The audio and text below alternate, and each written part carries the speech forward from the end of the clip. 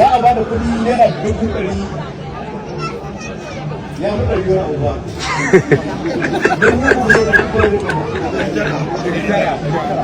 to akwai kuɗi za a bayar 100,000 wannan naku ne kyauta na bayar wannan ba na sana'a ba ne wannan cikin je ku fara sai omo in ce da bashi na 1,000 ko ki biya saboda za ki fara sana'a kada ma wani ce mutu wai ina bin da bashi ga 1,000 zan bayar za a baku idan ba zan yi a baku a nan ba sai da kuɗin ku an sa a san inda aka tafi da ba wani zai bayarwa saboda yanzu wannan tushen wata ta san ba a rubuta ta ba amma kokarin ta hana gaba daya da ana da annabi ku taimaka mana ku yi abin da ya dace a wannan gabar in dai kun taimaki garin nan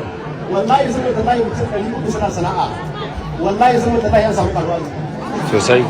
wanda ta sai omo wanda ta sai hijabi wanda ta sai takalmi ta yaro wanda ta sai yaro wanda ta biya bashi wanda ta bada bashi shine ya kamata ki wannan kudi suna da a cikin mutane ko babu inda kuna su wada kamar da mutum saboda anan a cikin mutum 300 nan mutum 200 suna iya taimakon mutum su da wannan kudin ko sai magani su ba yaran ko su sai bada su ba yaran ko su sai taliya su dafa ma yaran ba da kawo ba wannan muke jin tausayi kuma muka ce za mu tausaya amma muka tausaya kan kuma wani hakura zamu tunda babu yadda zamu da Allah da annabi ku yi hakuri abin da yasa da tara ku anan kuma na ce mazajen su dan jira shi ya kamata a bar sallama saboda taki za a ba su saboda kuma na ga hadari to amma dai na ce a fara yin magana dan su ji kudin da aka ba ku ba wai kyauta bane kada ya zai ya ce miki an baki kaza amma sai bakin ciki ke miki yin kaza to kudin da aka ba ku na sana'a ne ba gyaran waya a ciki